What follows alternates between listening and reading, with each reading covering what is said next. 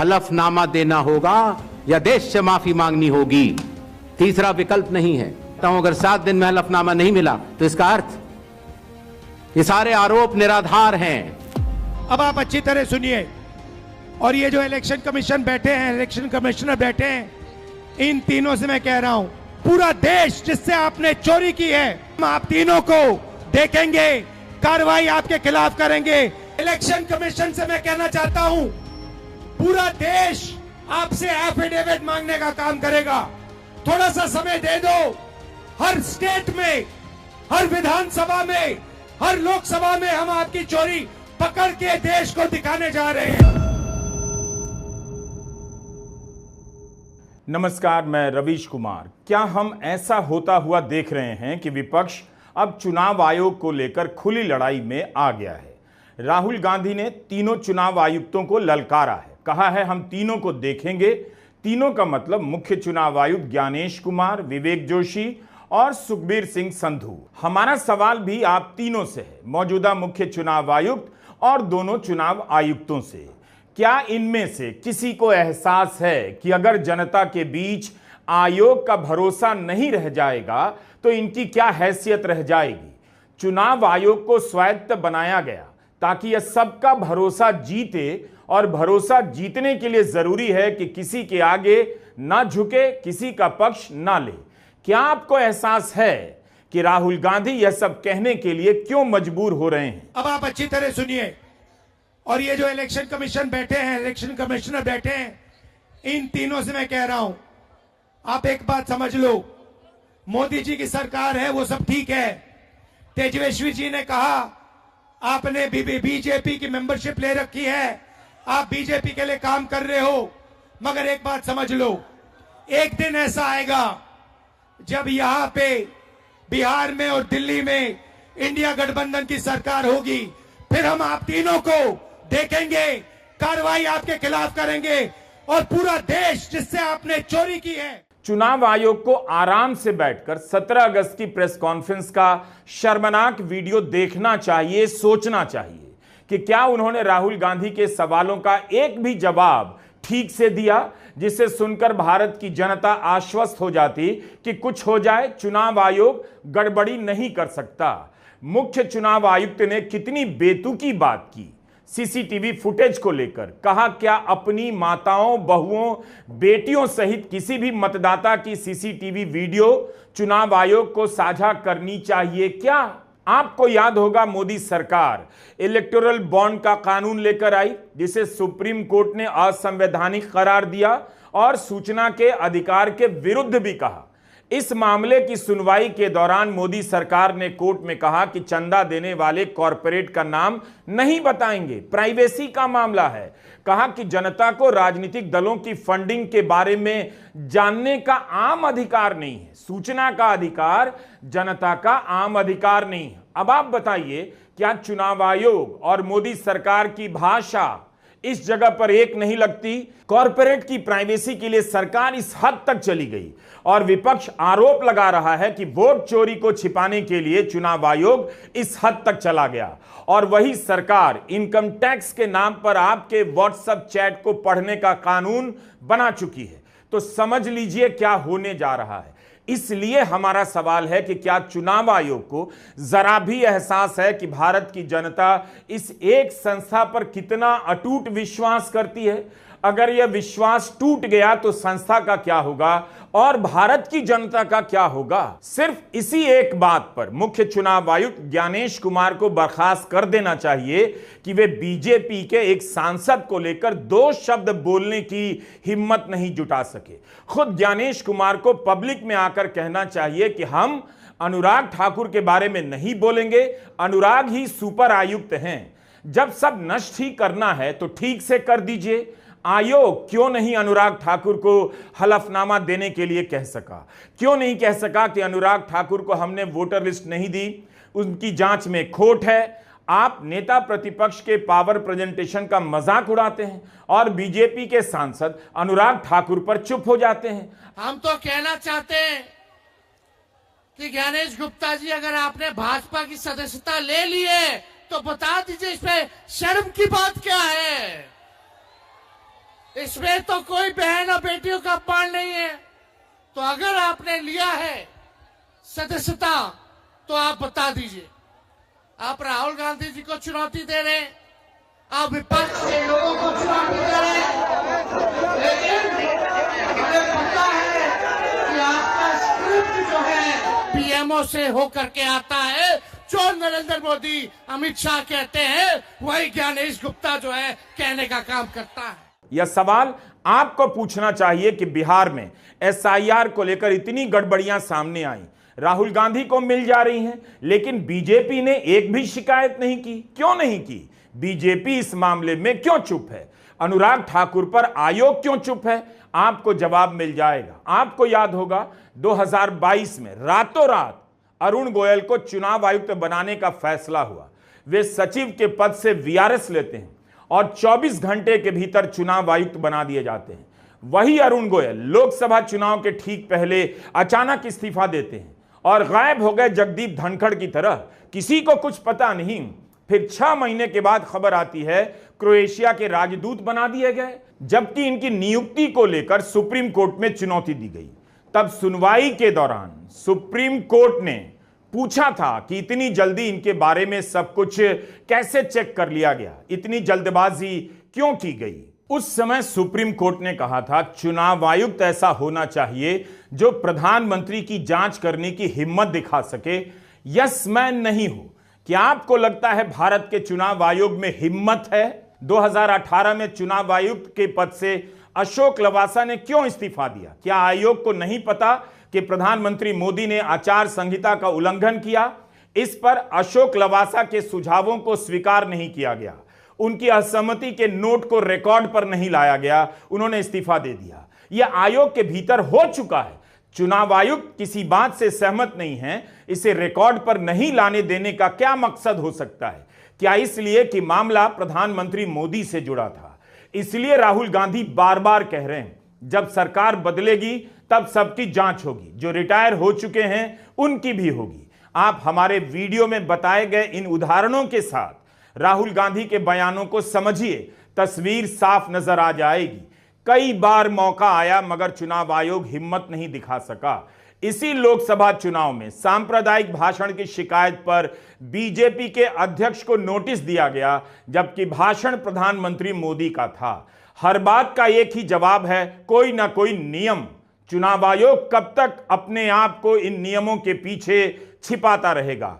इसलिए राहुल गांधी हलफनामा देने से इनकार कर सड़क पर उतर गए। धूप, गर्मी, बरसात, आंधी तूफान का सामना करते हुए चुनाव आयोग को ललकार रहे हैं। आयोग ने राहुल गांधी के किसी सवाल का ठोस जवाब नहीं दिया। राहुल गांधी एक बात समझ गए हैं, इस दौर में संस्थाएं मैनेज हो चुकी हैं, फैसले मैनेज हो रहे हैं, आदेश मैनेज हो चुके हैं। बस एक जनता है जो मैनेज नहीं हुई है और उसी के बीच अपनी बातों पर फैसला मांगना पड़ेगा। ये देश जो है, भारत माता, वो कॉन्स्टिट्यूशन दो मुझे। ये जो है, ये संविधान जो है, ये भारत माता का संविधान है। ये भारत माता का संविधान है। इसको अंबेडकर जी ने, गांधी जी ने, नेहरू जी ने, पटेल जी ने लिखा है, बनवाया है, मगर इसमें 3000 साल पुरानी आवाज है, हिंदुस्तान की आत्मा की आवाज है। और जब ये लोग वोट चोरी करते हैं तो ये इस आत्मा पर आक्रमण करते हैं, ये इस संविधान पर आक्रमण करते हैं। ये भारत माता पर आक्रमण कर रहे हैं। और हम भारत माता पे ना नरेंद्र मोदी को, ना इलेक्शन कमीशन को आक्रमण करने देंगे। इस संविधान को कोई नहीं मिटा सकता, इस संविधान को कोई नहीं छू सकता। और इलेक्शन कमिश्नर, आप अच्छी तरह समझ लो, अगर आपने अपना काम नहीं किया तो आप पर सख्त कार्रवाई होने जा रही है। चुनाव आयोग को याद करना चाहिए कि 10 साल आज से पहले जो लोग उसकी कुर्सियों पर बैठे हैं, उन्होंने इस भरोसे को हासिल करने के लिए कुछ किया भी या तोड़ने का ही काम किया।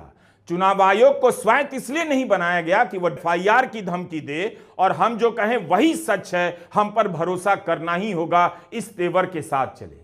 आयोग के कई जवाबों से लगा कि वह सत्ता की भाषा बोल रहा है, किसी एक व्यक्ति के लिए बोला जा रहा है। जैसे सब ईडी से डर गए, वैसे ही अब सबको ईसी से भी डरना होगा। अलग अलग भाषाओं में लिखा है वोट चोर इलेक्शन कमिश्नर्स।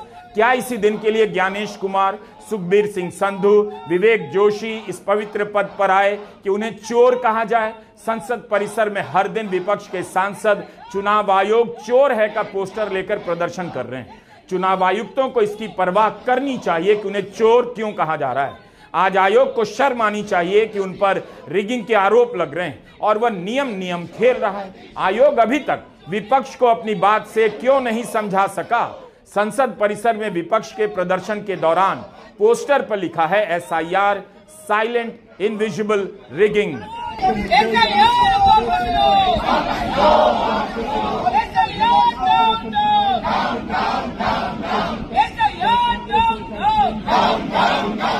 गोदी मीडिया जितना भी हिंदू मुसलमान कर ले, नफरत फैला ले, बहस को भटका दे, लेकिन विपक्ष अपने अभियान पर टिका हुआ है।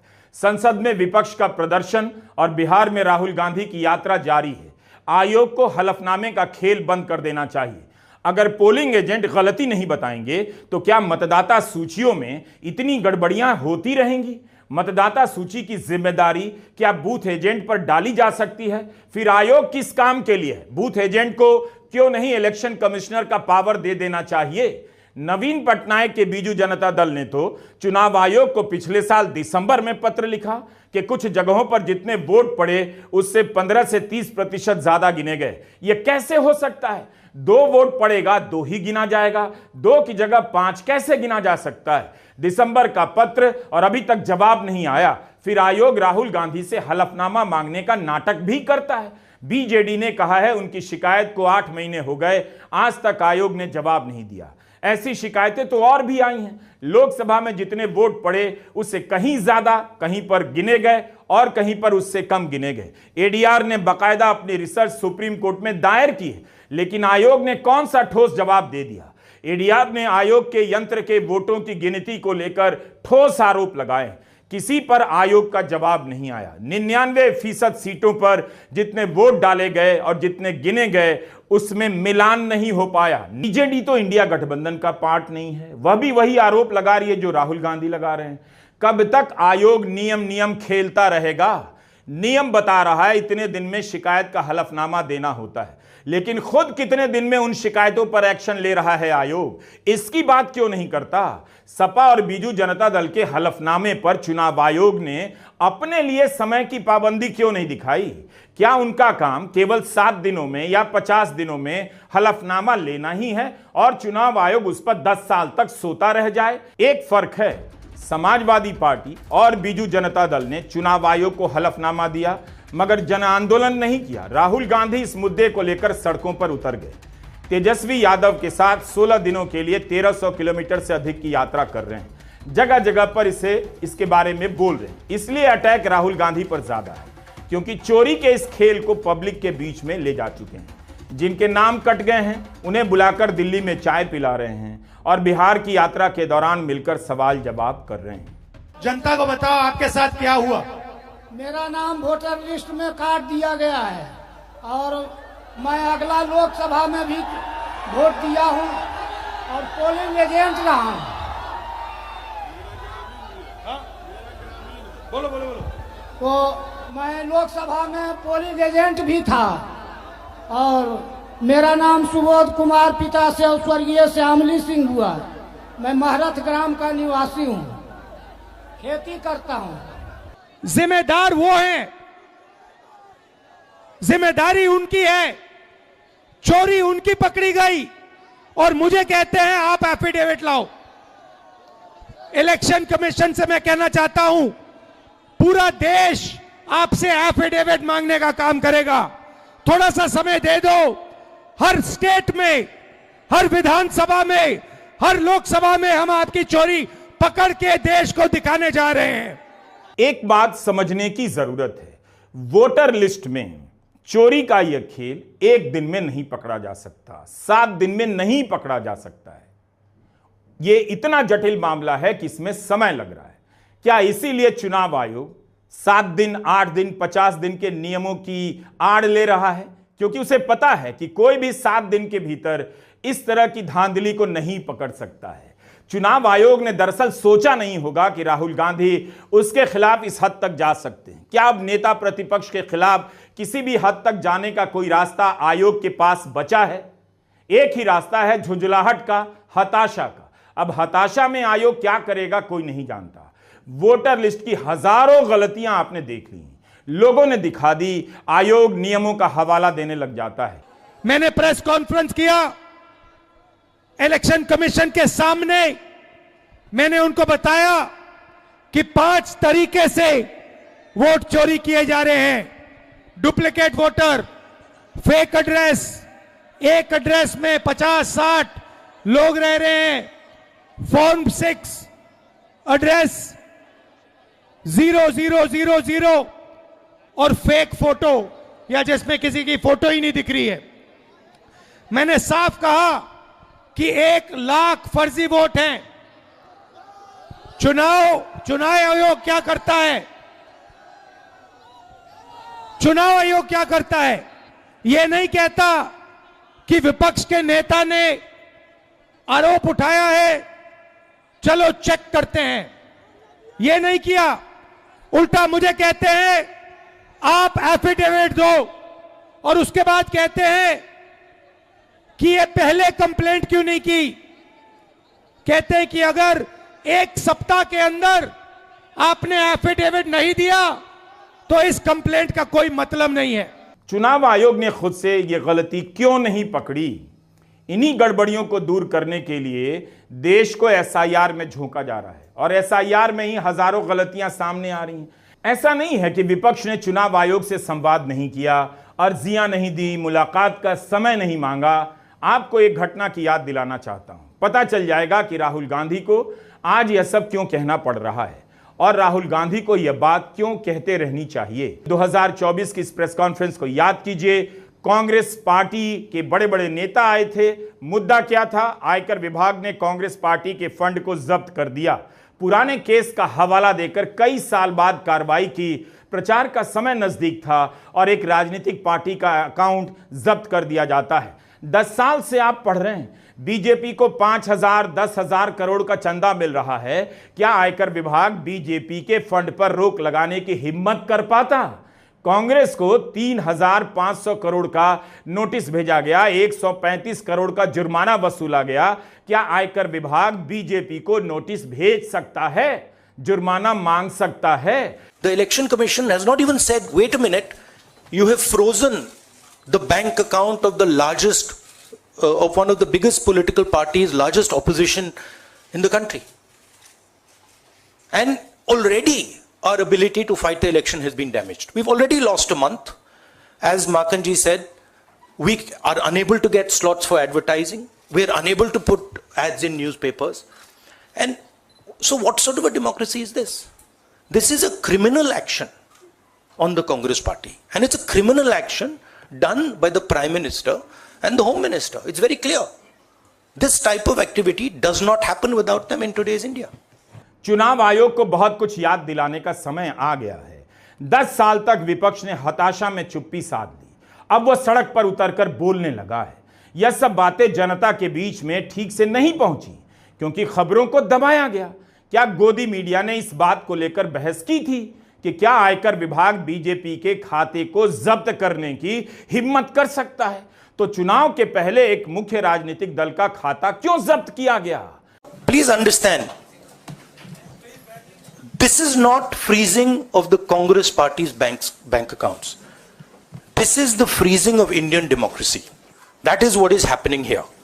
Okay, so we are unable, as the biggest opposition party, we are unable to take any action. There's no action we are able to take. We cannot send our leaders anywhere. We cannot book advertisements. We cannot do anything. What else is it if it's not an assault on democracy? Congress के नेता आयोग के दरवाजे पर गए, level playing field की याद दिलाने लगे। एक पार्टी कई हजार करोड़ के चंदे से लैस और एक पार्टी का बैंक अकाउंट जब्त।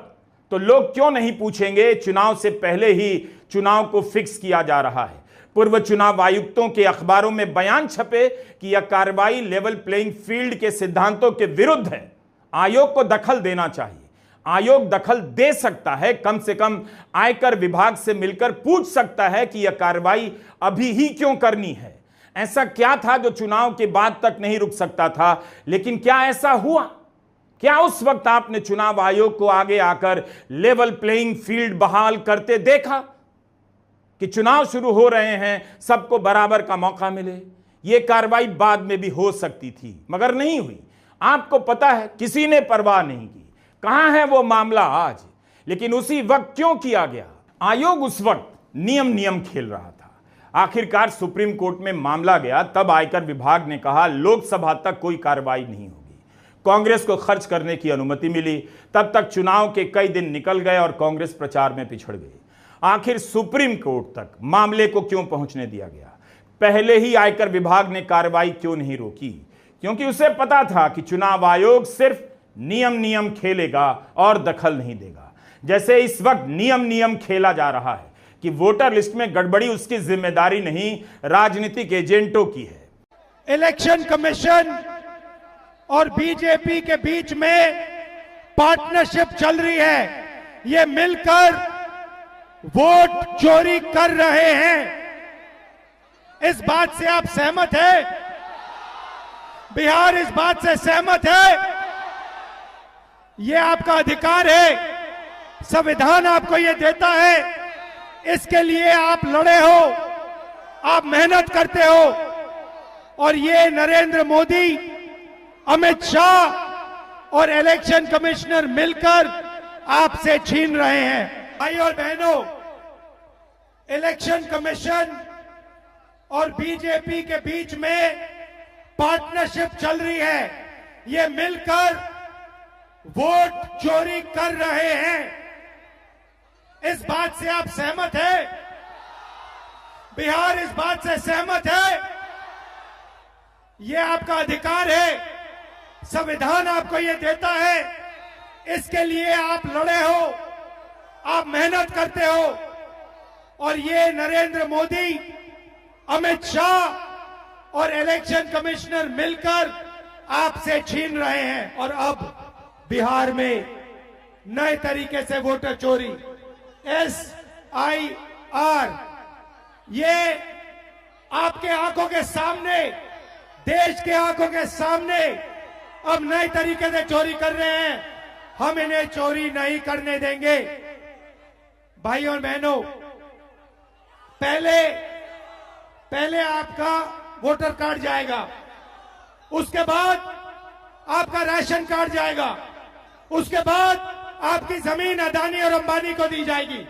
ये देश 2-3 अरबपतियों का नहीं है, अंबानी का, अदानी का नहीं है। ये देश किसानों का है, मजदूरों का है, छोटे व्यापारियों का है, युवाओं का है।